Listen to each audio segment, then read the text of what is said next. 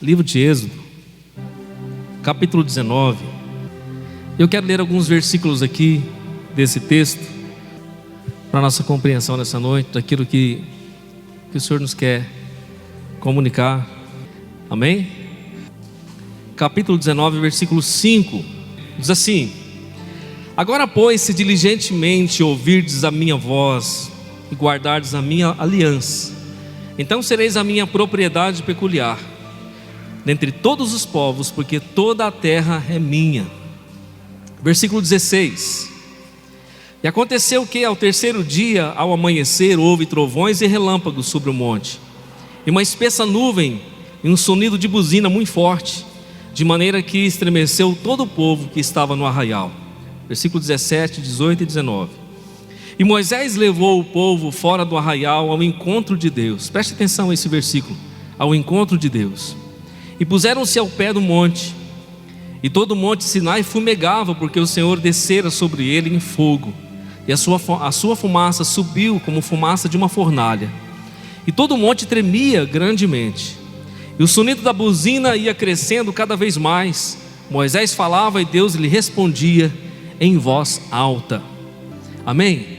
No nome de Jesus, ore comigo aí, querido, no nome de Jesus. Pai, nessa noite de comunhão, de adoração, nós queremos uma vez mais ouvir a Tua voz, a Tua palavra, que é tão viva e eficaz, mais penetrante do que qualquer espada humana de dois fios, que vai nessa noite entre juntas e medulas, para discernir os pensamentos, intenções do nosso coração, para trazer nessa noite uma resposta para as nossas vidas, para nos guiar uma vez mais para o Teu propósito, para, Senhor, ajustar a nossa alma à Tua vontade, para que de fato possamos um dia herdar a vida eterna.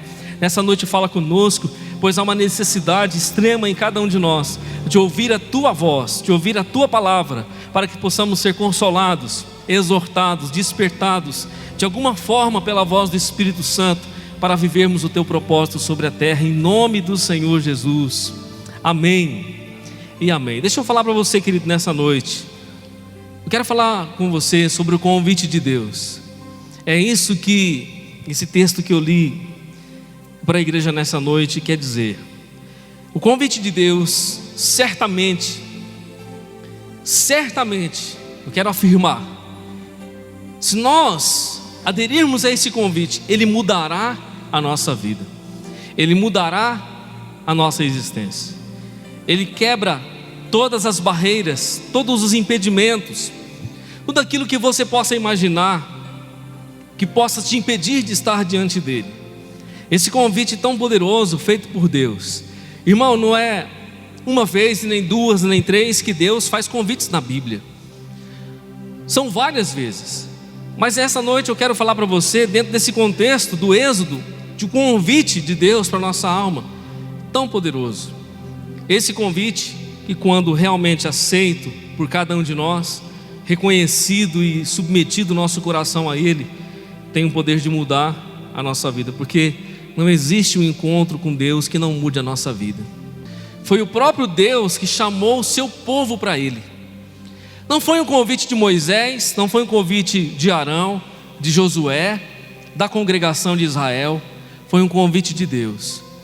E você se lembra que o povo estava no Egito, cativo por 4 séculos, se passaram algumas gerações dentro do Egito, mas quando o povo sai do Egito, pelo poder de Deus e pela mão de Deus, que fique bem claro aqui para mim e para você, eu sei que você sabe disso, mas faço necessário lembrar que o Egito é o mundo, tem a conotação de mundo para mim e para você, desse sistema caído, regido pelas trevas. A Bíblia diz que o mundo jaz no maligno, mundo caído, corrompido, pervertido, rendido às trevas, sendo conduzido pelas trevas.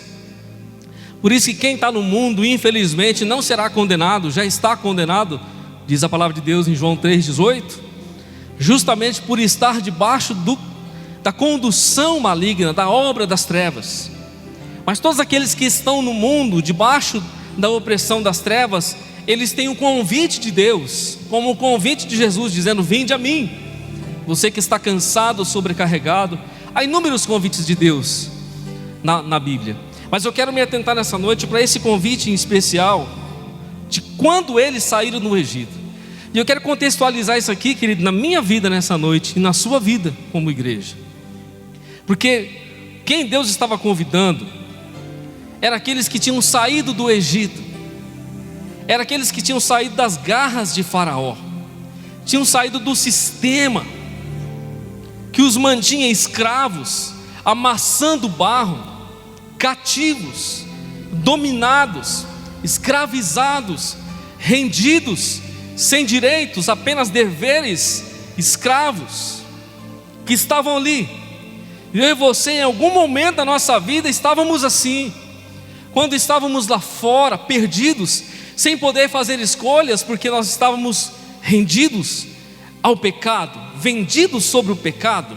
A nossa natureza estava escravizada em função dos desejos carnais, até que o Espírito Santo pudesse entrar em nossa casa, como mais valente do que aquele valente que estava, tomando a nossa casa para Ele, então dominando a nossa vida, então trazendo sobre eu e você virtudes espirituais, condição de Deus, força de Deus, estrutura celestial, para que eu e você pudéssemos andar de pé, caminhar de pé, viver na luz, junto com Jesus.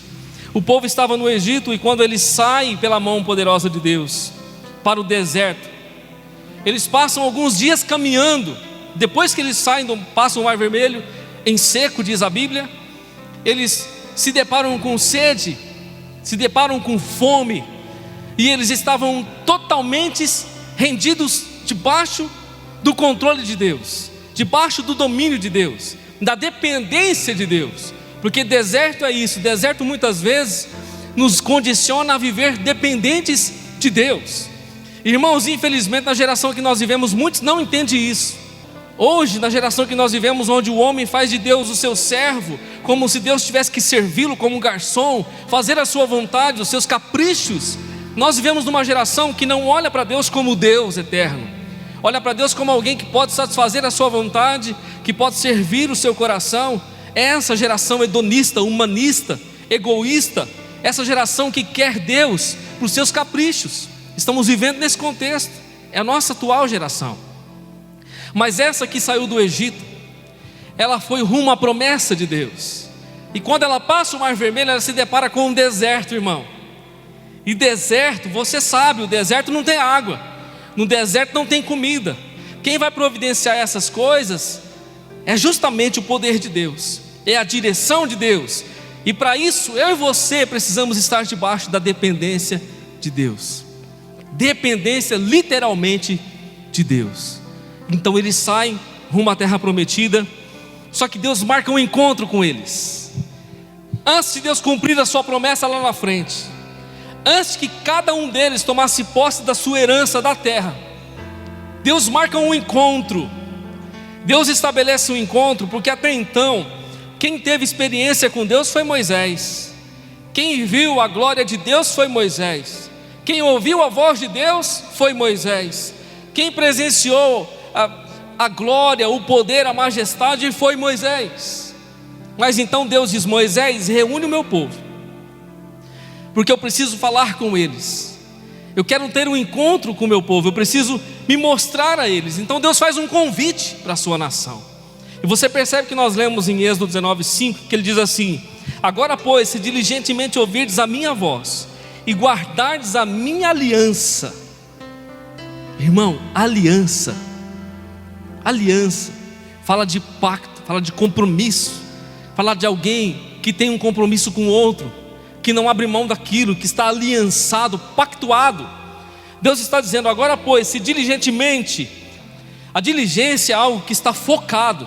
Essa palavra é usada nesse contexto para que eu e você possamos entender que nós possamos estar diligentes, focados, ouvindo a voz de Deus, diligentemente ouvindo a sua voz e guardando a sua aliança. Desta maneira Deus disse: então sereis a minha propriedade peculiar dentre todos os povos, porque toda a terra é minha. Então Deus estava dizendo: olha, eu tirei você do Egito. Essa palavra é para mim e para você nessa noite, porque um dia saímos do Egito. Eu tirei você do Egito, trouxe você para um deserto. Talvez alguns aqui estão passando pelo deserto ainda. O deserto, irmão, é muito constante em nossas vidas. Ele é muito constante. Por mais que pode ser que alguns já entraram na terra desta promessa, receberam a vitória, a bênção que Deus te prometeu, mas pode ser que alguns estão passando ainda pelo deserto. Irmão, quem vai medir o tempo do deserto é Deus, não somos nós. Quem estabelece a hora certa e o momento certo de entregar a terra para você e a vitória é Deus. Enquanto isso, nós estamos debaixo da mão do Senhor. Mas Deus disse: se você ouvir a minha voz e guardar a minha aliança, você vai ser a minha propriedade. Olha só, propriedade peculiar, algo íntimo, algo próprio, algo individual de Deus, dentre todos os povos, porque toda a terra é minha. Então Deus estava fazendo um povo separado para si. Deus estava dizendo: eu vou ter um pacto com você no particular, você será o meu povo sobre a terra. Existe muita gente sobre a terra e várias nações, mas você será o meu povo exclusivo, a minha propriedade peculiar, para quem eu demandarei o meu favor, para quem eu demandarei as minhas bênçãos, para quem eu estarei olhando a cada dia, porque existe uma aliança, existe um pacto entre nós. No versículo 16 ao 19, então Moisés está relatando o que aconteceu quando Deus estava convidando o povo para ir à sua presença. Aconteceu que ao terceiro dia, ao amanhecer, houve trovões e relâmpagos sobre o monte. E aqui o monte Horebe, o monte Sinai em questão, onde Deus revelara a sua lei. Então houve relâmpagos e trovões naquele dia, e uma espessa nuvem, um sonido de buzina muito forte, de maneira que estremeceu todo o povo que estava no arraial. Todos tremeram, ficaram pasmados diante da glória de Deus naquele monte, do fogo, do tremor do monte, do som da buzina, do sonido da buzina, da glória de Deus que tomara aquele lugar naquele dia. O povo estremeceu diante disso. A Bíblia diz que Moisés levou o povo fora do arraial ao encontro com Deus, diretamente diante da face da glória de Deus, e puseram-se em pé diante do monte, e o monte Sinai fumegava, porque o Senhor descera sobre ele em fogo. Deus estava ali em fogo sobre aquele monte, e a fumaça subia como uma fumaça de uma fornalha, e todo o monte tremia grandemente, e o sonido de buzina ia crescendo cada vez mais, e Moisés falava e Deus lhe respondia em voz alta. Então as pessoas estavam ouvindo Deus falar com Moisés, eles ouviram a voz de Deus, eles não viram Deus, mas eles viram toda a glória, a manifestação, eles viram o fogo, o monte tremendo, e Deus respondendo através dos trovões para Moisés.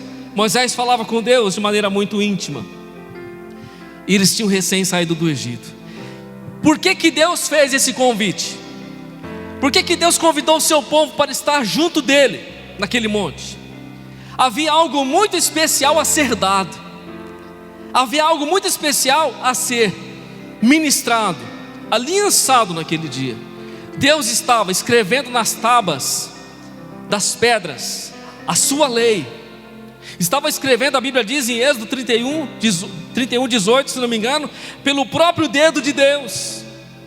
Ele escreveu a sua lei, os 10 mandamentos sobre as pedras, e entregou para Moisés. E ali Deus estava estabelecendo o seu concerto, a sua aliança com aqueles que saíram do Egito. Preste bastante atenção nessa noite, querido. Aqueles que saíram do Egito não simplesmente para serem livres, saíram do Egito para ter uma aliança com Deus, porque passaram por um encontro com Deus no deserto, antes de irem para a terra prometida. Primeiro Deus nos convida para um encontro com Ele, e no encontro Deus estabelece a sua aliança conosco, para que eu e você possamos andar sobre a terra, aliançados, como filhos, como propriedade de Deus, não como órfãos, não como alguém que não tem identidade, não como alguém que não sabe para onde está indo, não como alguém que caminha a esmo, mas como homens e mulheres que estão aliançados com Deus que é vivo, e que os estabeleceu, que os escolheu, que os levantou para fazer a diferença, para andar em diferença e para viverem a glória de Deus sobre a terra. Saímos do Egito para viver uma novidade. Irmão, sabe que Sinai é o primeiro lugar da revelação de Deus. O Sinai é o primeiro lugar da aliança com Deus, é o primeiro lugar onde Deus para e Deus se manifesta com o seu povo. de maneira muito clara, expondo a sua vontade. E é no Sinai que Deus, quando tira o povo do Egito, estabelece a sua aliança, estabelece o seu propósito. É no Sinai que Deus dá a lei, onde vai nortear todo o caráter da sua nação, onde vai estabelecer os passos, os princípios, a direção por onde o seu povo vai andar, por onde o seu povo vai trilhar, as escolhas que o seu povo irá fazer. Tudo será influenciado, tudo será direcionado pela voz de Deus e pela sua diretriz, pela sua palavra. Sabe, querido, o povo que estava no Egito não tinha lei, o povo que estava no Egito não tinha palavra, o povo que estava no Egito não tinha compromisso com Deus, o povo que estava no Egito não conhecia a Deus. E a primeira coisa que Deus fez quando tirou o seu povo do Egito, Deus quis se revelar a eles. Preste atenção que Deus não quis apenas se mostrar como um Deus eterno e soberano como Ele é. Ele quis se fazer presente no meio do seu povo como Ele fez. Ele quis se manifestar já no passado, de forma muito evidente e próxima do seu povo, mostrando a sua glória, mostrando a sua grandeza, o seu caráter, o seu poderio. Então Deus estabelece a sua lei. Interessante que dentro do contexto quando Deus estabelece a lei, Ele diz: se você ouvir e se você obedecer. Sabe, irmão, ouvir a Deus e obedecer deve ser uma condição, não uma opção. Ouvir e obedecer é condição para as nossas vidas, para vivermos a aliança. Ouvir e ter isso como opção não vai nos levar a lugar nenhum. Eu ouço, mas dependendo se for algo que não convém para mim, ou se for algo que vai confrontar a mim, ou se for algo que não é da minha vontade, então eu não farei, não viverei. Deus estava convidando o seu povo para uma aliança, mas havia uma condição que não deveria ser, em hipótese alguma, tida como opção. A condição de ouvir e obedecer. Ouvir e obedecer não era no opcional, era sim uma condição que Deus estava estabelecendo pela sua própria aliança. Deus estava entregando os 10 mandamentos, porque no encontro com Deus, com base no seu convite, Ele nos entrega o verdadeiro mandamento. Ele revela na verdade o seu caráter, Ele revela quem Ele é. No encontro com Deus, Ele revela a sua pessoa, a sua vontade, a sua lei. Deus mostra quem Ele é de cara para mim e para você, para que eu e você possamos entrar numa aliança segura. Deus, quando Ele se revelara, Ele mostrou quem Ele é. Ele expôs o seu caráter, Ele expôs a sua glória para o seu povo. Isso veio em tábuas de pedra, isso veio como manifestação da sua lei, que manifestaram o seu caráter na sua lei. Veio de maneira muito explícita quando Moisés desce do monte e entrega as tábuas de pedra diante do povo de Israel. Deus estava revelando o seu caráter, a sua palavra, a palavra que transforma a nossa vida, a palavra que muda o nosso coração, a nossa mente. São as leis espirituais que devem ser vividas no Espírito, que devem ser vividas no Espírito, com um espírito de gratidão, com uma aliança fiel diante de Deus. Quando eu e você estávamos no Egito, irmão, falando um pouquinho de Egito, preste atenção, se Deus fez um convite no deserto, depois da nossa saída do Egito, é porque no Egito ninguém ouvia a Deus, é porque no Egito ninguém tinha condições de compreender a voz de Deus. No Egito eles eram escravos, embaraçados. No Egito eles estavam manietados a uma força maligna. Eles não tinham condições de receber de Deus, porque a escravidão era muito grande, o jugo era muito grande. Então eles não podiam ouvir a voz de Deus. Abra sua Bíblia em Êxodo capítulo 20. Olha só o que Deus deu para Moisés. Deus fez o convite, o seu povo foi diante dele e falou com o povo, e ele falou essas palavras. 20, versículo 1. Então falou Deus todas essas palavras, dizendo: Eu sou o Senhor teu Deus, que te tirei da terra do Egito, da casa da servidão. Primeiro mandamento: não terás outros deuses diante de mim. Versículo 3: O segundo mandamento está no versículo 4: não farás para ti imagem de escultura. Aqui eu quero abreviar, querido. Vai lá para o versículo 7, é o terceiro mandamento: não tomarás o nome do Senhor teu Deus em vão. Versículo 8, é o quarto mandamento: lembra-te do dia do sábado para o santificar. Versículo 12, é o quinto mandamento: honra a teu pai e a tua mãe, para que te prolongue os teus dias sobre a terra que o Senhor teu Deus te dá. O versículo 13 é o sexto mandamento: não matarás. O versículo 14 é o sétimo mandamento: não adulterarás. É o oitavo mandamento: não furtarás. O versículo 16 é o nono mandamento: não dirás falso testemunho. E o versículo 17 é o décimo: não cobiçarás. Deus convida o seu povo, quando sai do Egito, para o encontro com Ele, para que Ele possa revelar a sua lei, o seu caráter, a sua glória, a sua vontade. Sabe por quê, querido?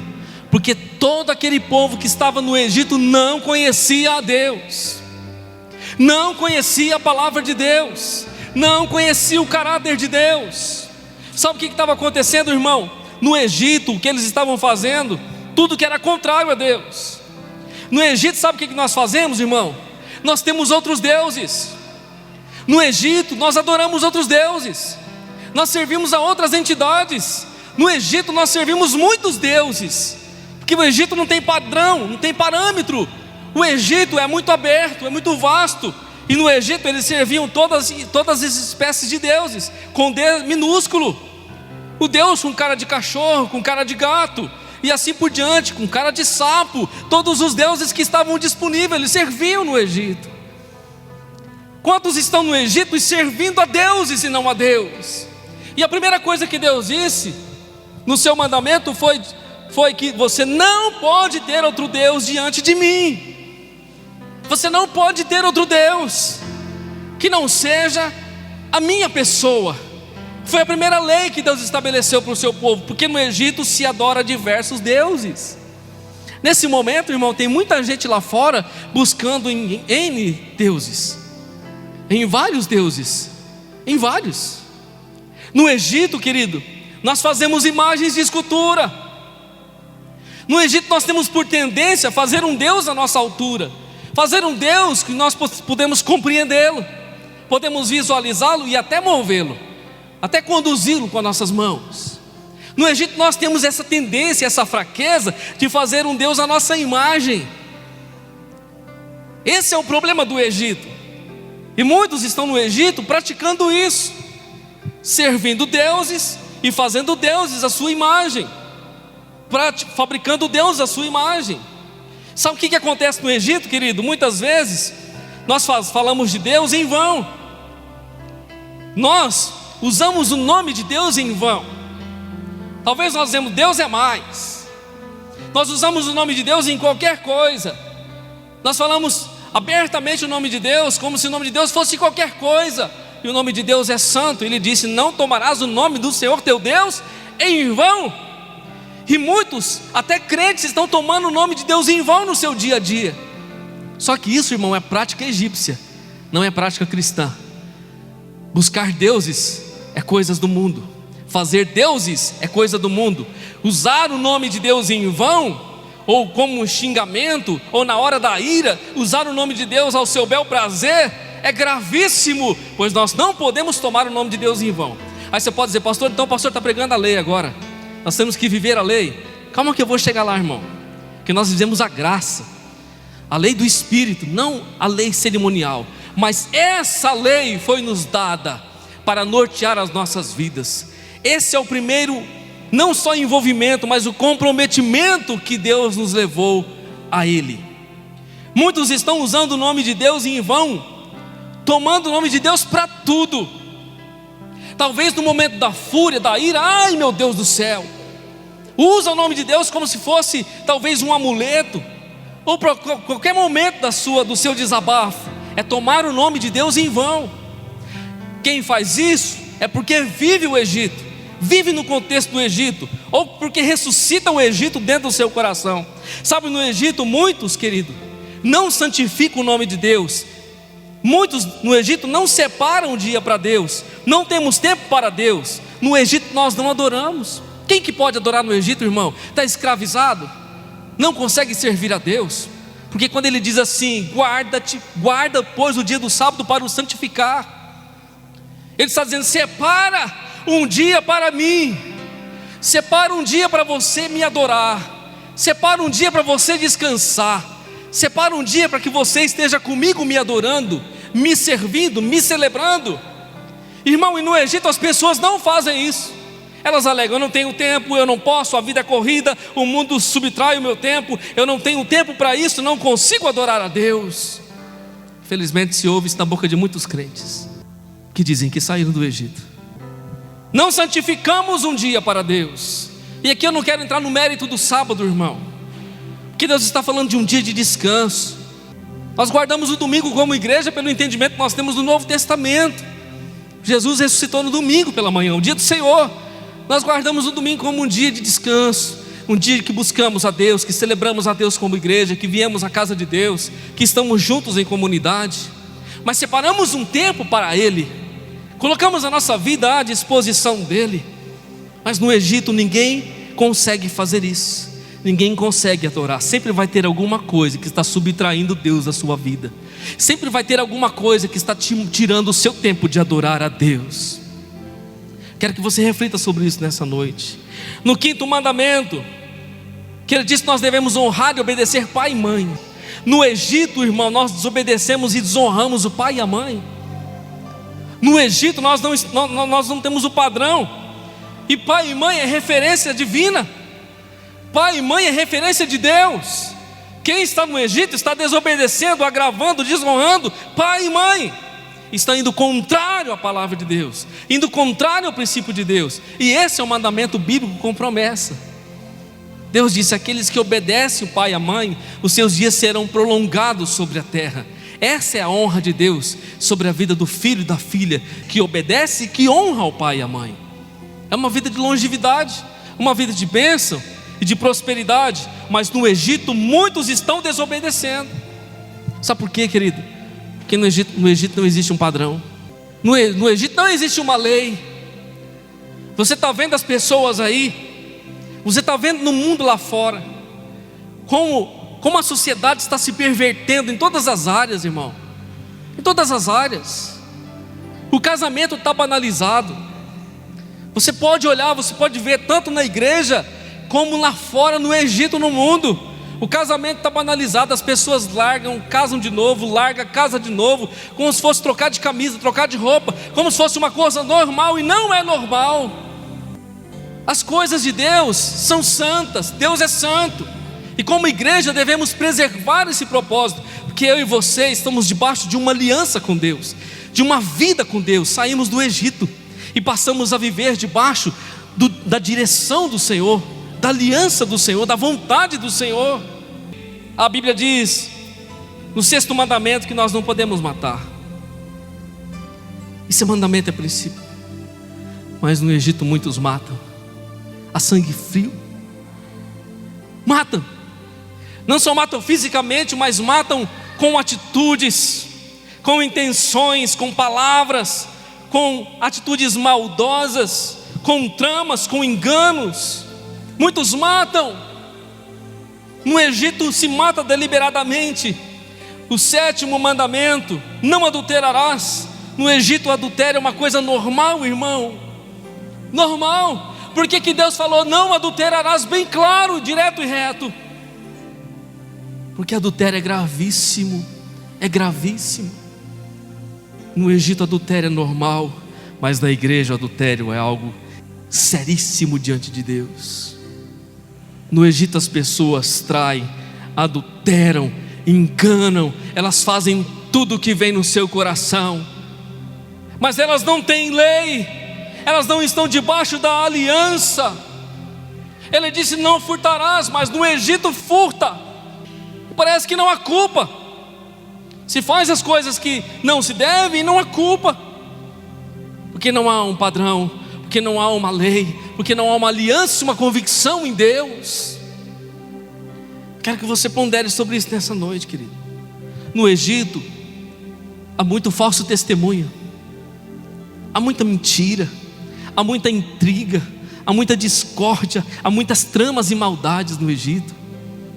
No Egito se mente descaradamente para se beneficiar, para derrubar o outro, para fazer trapaças. Há falsos testemunhos. Nós estamos vendo na mídia quantos falsos testemunhos tentando derrubar a vida do outro para ter um benefício próprio. Mesmo que o outro se dane, se lasque, mesmo que não importa o que aconteça, importante é que aquela pessoa seja beneficiado. No Egito isso é uma coisa normal, mas para mim e para você é mentira, é uma coisa do diabo, porque Jesus disse que o diabo é o pai da mentira. No Egito, querido, a cobiça também é uma coisa normal, uma prática de vida. Cobiçar as coisas do outro, cobiçar a mulher do outro, cobiçar o marido do outro, cobiçar o serviço do outro, o carro do outro, a casa do outro, cobiçar a vida do outro, é uma coisa normal.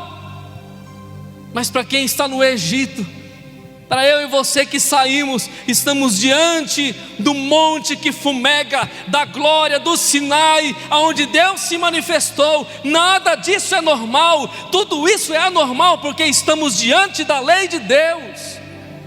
Aleluias!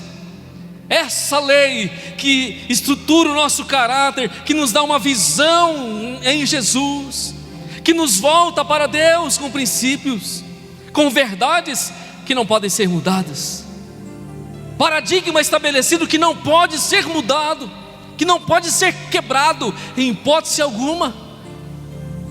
Alguém diz: pastor, mas a lei já passou, a gente não está vivendo a lei de Deus. Então eu vou chegar lá.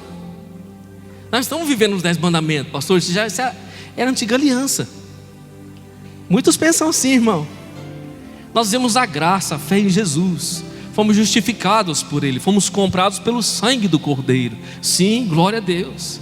Vivemos em função da fé, dependemos de Jesus para sermos salvos. Isso não vem de nós, é dom de Deus. Isso não vem das obras para que ninguém se glorie. A lei não pode salvar ninguém, irmão, a lei é impotente. Mas a lei mostra o verdadeiro caminho para você e nos aponta para Cristo, nos aponta para as verdades, nos faz despertar a consciência das verdades de Deus. Porque que Deus descera no monte, se manifestara pessoalmente para entregar a sua lei. Por que será que Deus desceu no monte Sinai e entregou a lei para o povo, irmão? Porque o convite que Deus fez não era para mostrar a sua glória, porque Ele é belo e lindo e glorioso. E não era só para isso, irmão. Era para mostrar acima de tudo o seu caráter, a sua grandeza. Era para mostrar a sua postura, a sua divindade. Era para mostrar quem Ele era na sua realeza, para que Ele pudesse ver e espelhar nos seus filhos a sua grandeza, para que Ele pudesse colocar no cerne do seu povo a sua lei, o seu caráter, a sua vida gloriosa. Romanos capítulo 8, versículo 1 diz assim: portanto, agora nenhuma condenação há para os que estão em Cristo Jesus, que não andam segundo a carne, mas segundo o Espírito.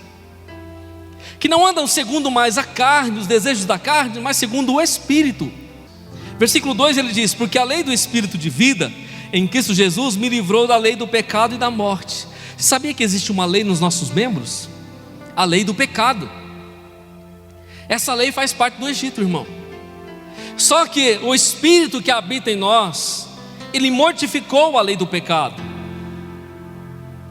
Ele tratou com a lei do pecado. Estamos vivendo a lei do Espírito e de vida. O texto segue dizendo assim: para que a justiça da lei se cumprisse em nós, que não andamos segundo a carne, mas segundo o Espírito.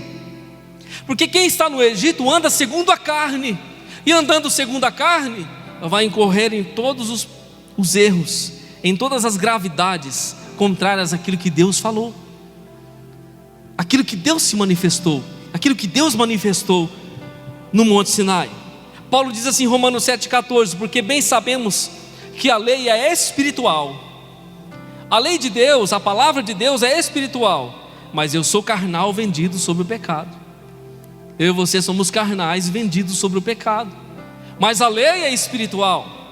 E se eu me coloco debaixo da lei do Espírito, então eu sou espiritual. E a Bíblia diz: mas o que é espiritual discerne bem tudo, e de ninguém é discernido. Quem é espiritual compreende bem tudo as coisas espirituais, e ninguém entende ele ou ela. Fala, esse cara, esse crente é doido, esse aí é doido varrido. Ele vive nessas coisas que ele fala, que ele pensa que Deus falou com ele, que Deus mostrou para ele num sonho, que Deus deu uma visão para ele, que ele viu na Bíblia. Quem é espiritual discerne bem tudo, irmão, mas quem não é, fica perdido. Porque os espirituais, eles compreendem a lei, eles compreendem a lei espiritual de Deus e vivem o seu propósito. Agora quem não é, vai ficar vendido sobre o pecado, vai ficar vendido sobre a sua própria condição humana, que está subjugada ao pecado. João 6,63, Jesus, você lembra de Jesus? Estava multiplicando pães e peixes, alimentou uma multidão, irmão. E aí Jesus começou a dizer, olha, eu sou o pão que desceu do céu. Ele começou a falar verdades, manifestar caráter. Estava chamando o povo para a aliança, para o compromisso com Ele. Ah, mas todo mundo comeu o pão. Tá bom, Jesus supriu a fome e a necessidade, porque Ele supre, irmão. Ele é bom. Só que Jesus disse, está todo mundo de barriga cheia. Claro que Jesus disse isso, eu estou conjecturando. Jesus, está todo mundo de barriga cheia. Vamos fazer o seguinte, agora olha para mim, eu sou o pão, o verdadeiro pão que desceu do céu. E aí, irmão, começou aquela controvérsia no meio do povo. Quem que ele está pensando que ele é? Agora foi demais. Agora Jesus forçou a barra. Jesus está se achando agora, falando que ele é o pão. Ah não, aí essa foi forte. Agora eu preciso ir embora. Ele passou dos limites agora falando isso. Só que Jesus disse dentro do mesmo contexto, querido. Dentro do mesmo contexto, o Espírito é o que vivifica, a carne para nada aproveita, e as palavras que eu vos digo são Espírito e vida. João 6,63. O Espírito de Deus, o Espírito humano, diante da palavra, rendido à palavra, ele vivifica. Porque a nossa carne para nada aproveita, irmão, para nada aproveita. Nesse sentido, diante da palavra, é o Espírito que traz vida para a nossa vida. E o que Jesus estava falando para eles é o seguinte: olhe para mim, o seu espírito precisa ser vivificado. Não é esse pão que você comeu e esse peixe que eu provi para você que vai te sustentar interiormente, que vai te sustentar emocionalmente, espiritualmente. Não é isso. O que vai te levantar, te colocar de pé, te sustentar, sou eu, a minha presença, a minha pessoa, o próprio Cristo, o próprio Jesus, que disse: se você não comer da minha carne, se você não beber do meu sangue, você não tem parte comigo. Está dentro do mesmo contexto de João 6. É o que Jesus está falando. Está invocando a lei celestial, está invocando a lei espiritual. E o que muitos se enganam, pensando que Jesus veio destruir a lei, abolir os mandamentos. Foi totalmente ao contrário que Jesus fez, irmão. Olha só o que está escrito em Mateus capítulo 5, versículo 17: não cuideis que vim destruir a lei ou os profetas. Não vim a rogar, mas a cumprir. Jesus veio cumprir a lei. Porque em verdade eu vos digo que até que o céu e a terra passem, e o céu e a terra não passou ainda, nem um jota ou um tio jamais passará da lei, sem que tudo seja cumprido. Qualquer pois que violar um desses mandamentos, por menor que seja, e assim ensinar aos homens, será chamado menor no reino dos céus. Aquele porém que os cumprir e ensinar será chamado grande no reino dos céus. Porque vos digo que, se a vossa justiça não exceder a dos escribas e fariseus, de modo nenhum entrareis no reino dos céus. Jesus estava sendo questionado, irmão, acerca dessas coisas. Ele disse: olha, eu não vim abjurar, eu não vim mudar, eu vim cumprir a lei. E o que os homens não conseguiram viver na carne, Jesus viveu no Espírito. Ele viveu toda a lei de Deus no Espírito. Jesus viveu os 10 mandamentos plenamente no Espírito, como uma lei espiritual que foi dada, não como uma lei formal, não como uma obrigação de obediência maçante. Que, irmão, falar a verdade, servir a Deus por obrigação é terrível, não é? Servir a Deus por obrigação, irmão, porque eu tenho que guardar a palavra, eu tenho que guardar a lei, é terrível. Servir a Deus por medo do inferno, para não ir para o inferno, por medo, é terrível, irmão. Mas Jesus viveu a lei de Deus, a lei espiritual, de forma muito terna, pelo Espírito. Porque pelo Espírito eu e você conseguimos viver a lei de Deus. Você quer ver? Qual é o maior mandamento da Bíblia? Um fariseu, um doutor da lei, questionou Jesus sobre isso. O doutor da lei, numa intenção de tentar trazer transtorno para Jesus, ele interrogou Jesus dizendo: mestre, qual é o maior mandamento da lei? E Jesus perguntou para ele, querido, a sua resposta foi uma resposta com pergunta: como está escrito, o que lês? E aí aquele homem respondeu: amarás o Senhor teu Deus de todo o teu coração, de todo o teu pensamento, todas as tuas forças, e o teu próximo como a ti mesmo. E aí Jesus conta a história do bom samaritano, irmão, que nós conhecemos em Lucas capítulo 10. Havia um homem que descia de Jerusalém para Jericó. Então os salteadores o atacaram e ele ficou meio morto à beira do caminho, ao pé do caminho. Passou o sacerdote, vendo aquele homem, passou de largo, foi embora. Da mesma maneira passou um levita e vendo aquele homem caído, passou de largo, foi embora. Mas ele disse que viu um samaritano com a sua charrete, com o seu cavalo, passando por aquele caminho. Ele viu aquele homem caído. Então o samaritano parou, desceu do seu cavalo. Então a Bíblia diz, Jesus disse que ele pegou o azeite, pegou o vinho e derramou sobre as feridas daquele homem primeiros socorros, ajudou aquele homem, estendeu ali o carinho, o amor, o abraço, cuidou daquele homem naquele momento, colocou sobre a sua cavalgadura o seu cavalo e levou para a estalagem. E lá ele deu ainda 2 dinheiros, pagou pela estalagem do homem, deu um pouco a mais e disse: olha, eu vou, mas eu vou voltar, e quando eu voltar, se ele tiver gastado mais alguma coisa, eu pagarei. E aí Jesus pergunta para ele assim: qual destes, pois, te parece ser aquele que cumpriu o mandamento, aquele que viveu o mandamento? E o doutor da lei, irmão, disse assim para ele: foi aquele que usou de misericórdia. Aí Jesus disse para ele: tá bom, então vai e faça da mesma forma, faça do mesmo jeito. Por que eu estou falando isso para você, querido? Porque o maior mandamento que Jesus nos ensinou: amar a Deus sobre todas as coisas, sobre todas as coisas, e o próximo como a nós mesmos. Amar a Deus sobre tudo na nossa vida, amar a Deus sobre todas as coisas, e o próximo como a nós mesmos, vai implicar em toda a nossa existência. E aqui Jesus está deixando claro que se eu e você vivemos isso, nós vivemos toda a lei espiritual que Ele deixou no Sinai. Porque se eu amo a Deus, irmão, eu não vou ter outro Deus ou deuses. Se eu amo a Deus, eu não vou fabricar imagens de escultura. Se eu amo a Deus, eu não vou tomar o nome do Senhor em vão, eu não vou brincar com o nome dEle. Se eu amo a Deus, eu vou separar tempo para Deus. Se eu amo a Deus, eu vou também amar e obedecer os meus pais. Se eu amo a Deus, eu não vou adulterar. Se eu amo a Deus, eu não vou matar, eu não vou roubar, eu não vou mentir, eu não vou fazer nada disso. Porque quem faz essas coisas é quem está no Egito. Quem tem aliança com Deus foi transformado e mudado para um novo propósito da sua vida. Deixa eu fazer aqui uma comparação para você, querido, entre os 10 mandamentos e aquilo que Jesus diz. Em Êxodo capítulo 20, versículo 3, Deus disse: não terás outros deuses diante de mim. Jesus respondeu para o diabo. Mateus capítulo 4, versículo 10: adore o Senhor e a só Ele preste culto. Lembra? Quando o diabo quis adoração, Jesus disse: não, adore a Deus e a só Ele dê culto, somente a Deus. Ainda em Êxodo capítulo 20, o versículo 4: não farás para ti um ídolo. Jesus disse: nenhum servo pode servir a 2 senhores. Ou nós servimos a Deus que é vivo, ou servimos ao mundo, a Mamon.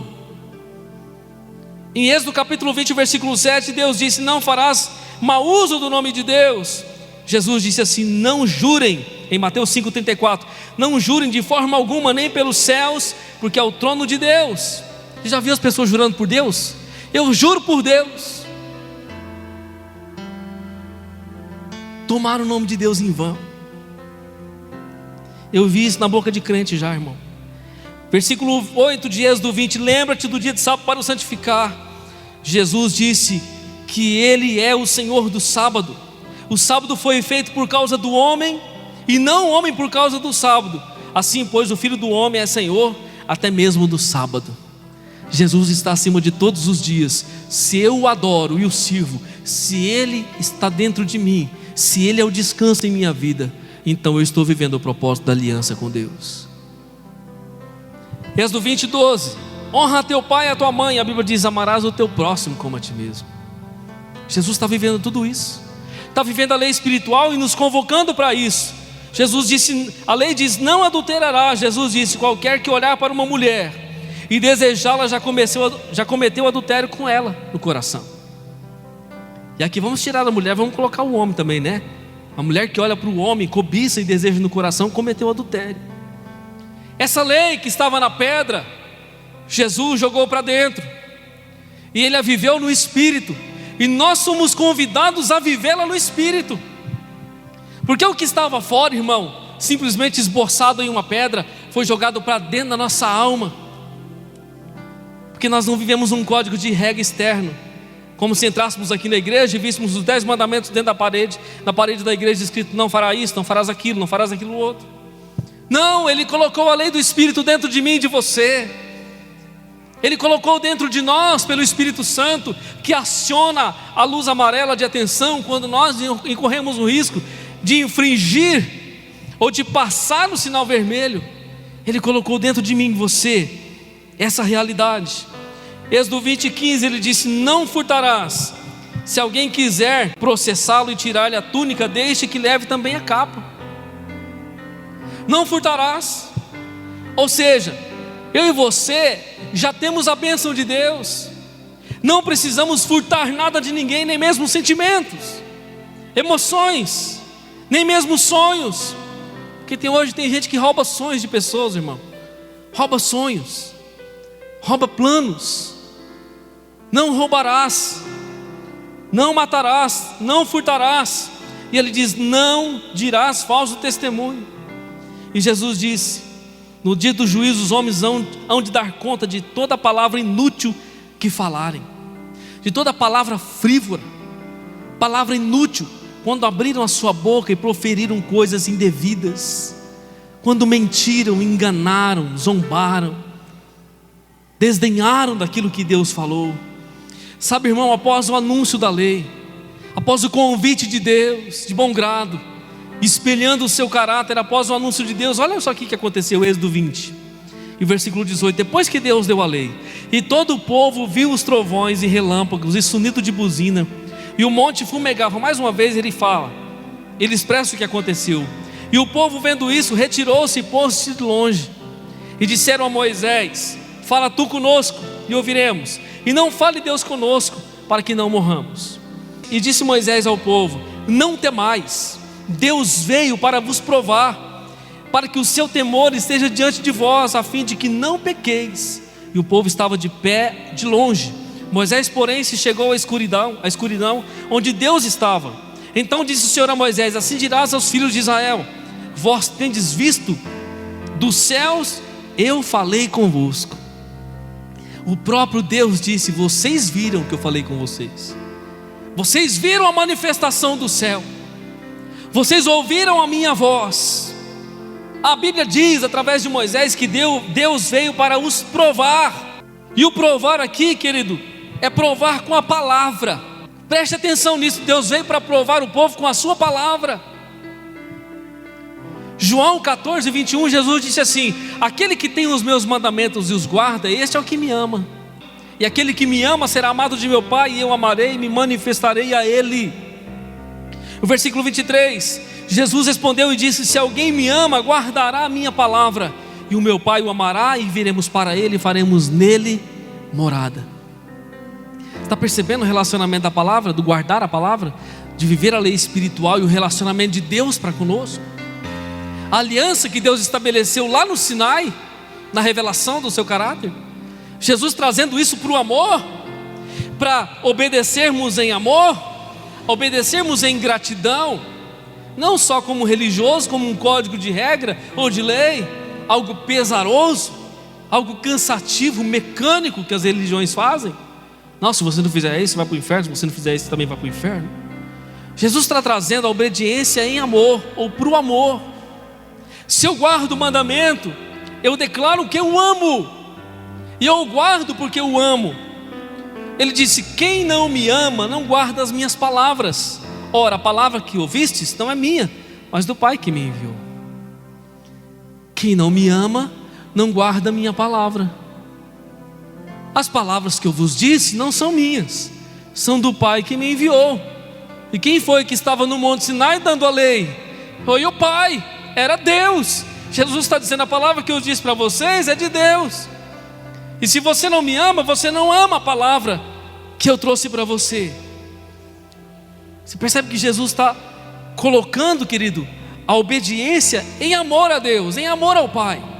Por isso que eu e você não servimos a Deus por obrigação, ou simplesmente por medo de alguma coisa, mas sim por amor, sim o seu caráter, a sua pessoa. Por isso ele disse: eu vim para vos provar. O povo não tinha palavra, irmão. No Egito não tinha palavra, no Egito não tinha diretriz. Deus veio provar o coração do povo para saber se esse povo realmente viveria a aliança com ele da sua palavra. Tem mais uma coisa, ele disse que ele veio para que o temor de Deus estivesse diante deles, para que o temor de Deus se estabelecesse nos seus corações. O Salmo 2, o verso 11 diz assim: servi ao Senhor com temor e alegrai-vos com tremor. Provérbios 1:7 diz: o temor do Senhor é o princípio da sabedoria, os loucos desprezam a sabedoria e a instrução. Isaías disse no capítulo 8, versículo 13: ao Senhor dos exércitos, a Ele santificai, e a Ele seja o vosso temor, e seja a Ele o vosso assombro. Deus disse: eu vim para provar vocês, se vocês vão cumprir a minha aliança. Eu vim para que o meu temor esteja diante de vocês. E por fim Deus disse: eu vim para que vocês não pequem, para que vocês não voltem às velhas práticas. Eu vim para que vocês não caiam mais no Egito, não caiam nas práticas do Egito, não viva mais aquilo que o Egito oferece para você, para que você não caia mais nessa. Eu vim para que você não peque mais. Está ali, querido, a fim de que não pequeis, no verso 20 de Êxodo 20.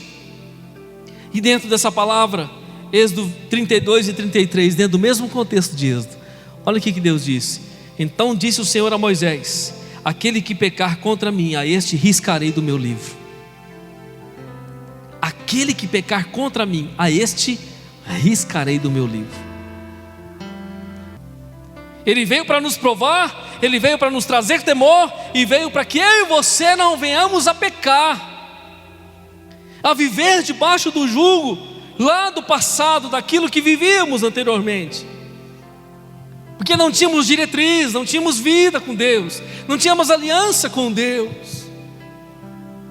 O Salmo 119, bem conhecido por mim e por você, e o verso 11 de Davi: escondi a tua palavra no meu coração para eu não pecar contra ti. 1 João 2:1: meus filhinhos, estas coisas vos escrevo para que não pequeis.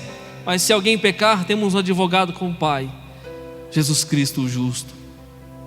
Se porventura pecamos, se porventura caímos, se porventura quebramos a aliança, se porventura em algum aspecto da nossa vida nós infringimos o coração de Deus, quebramos a aliança de Deus, Ele está dizendo: filhinhos, trazendo para um contexto de amor: essas coisas vos escrevo para que não pequeis,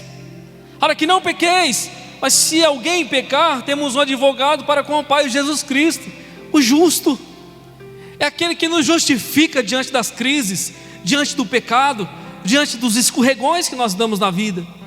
É Jesus que nos põe de pé, e essa é a dependência que nós temos nele, na presença dele, no amor dele. E é isso, querido, nessa noite que eu quero deixar para você como compreensão dessa lei espiritual. Tem muita gente no Egito fazendo muita coisa errada, mas eu e você já saímos de lá faz tempo e passamos a ouvir a voz de Deus, porque fomos convidados diante da glória para ver e ouvir e entender e compreender o caráter de Deus, para viver o propósito do Senhor sobre as nossas vidas.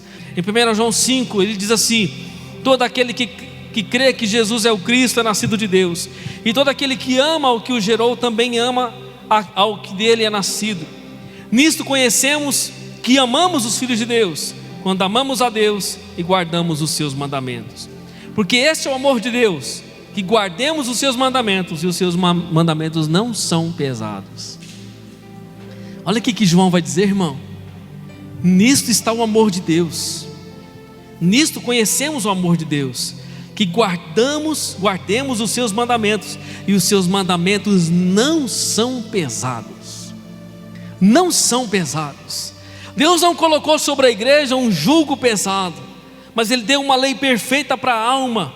A Bíblia diz no Salmo 19, verso 7, a lei do Senhor é perfeita e refrigera a alma. A lei do Senhor é perfeita e refrigera a alma, e o testemunho do Senhor é fiel e dá sabedoria aos simples. Estamos diante dessa lei nessa noite, que não só nos conforta, mas que aprimora o nosso caráter para uma verdadeira vida em Deus. Irmão, eu sei que há muito tempo nós recebemos o convite de Deus, tiramos o nosso pé do Egito, passamos pelo deserto e nos deparamos diante dele um dia, e Ele nos mostrou a sua lei, Ele nos mostrou a sua vontade, passamos a viver o seu propósito. Mas pode ser que com o passar dos anos, irmão, o desgaste da vida, os problemas da vida arranharam a nossa aliança, de alguma maneira perverteram o nosso pacto com Deus e nos fez escorregar em práticas do Egito. Quando você olha para a aliança, você vê que em algum momento essa aliança foi quebrada, princípios foram violados, as coisas mudaram, e você se percebe muitas vezes olhando para o Egito, ou vivendo coisas do Egito, tendo sentimentos ainda do Egito, talvez desejando voltar para o Egito, ou tendo práticas do Egito. Essa noite, querido, de nos voltarmos em arrependimento diante do Senhor. Amém?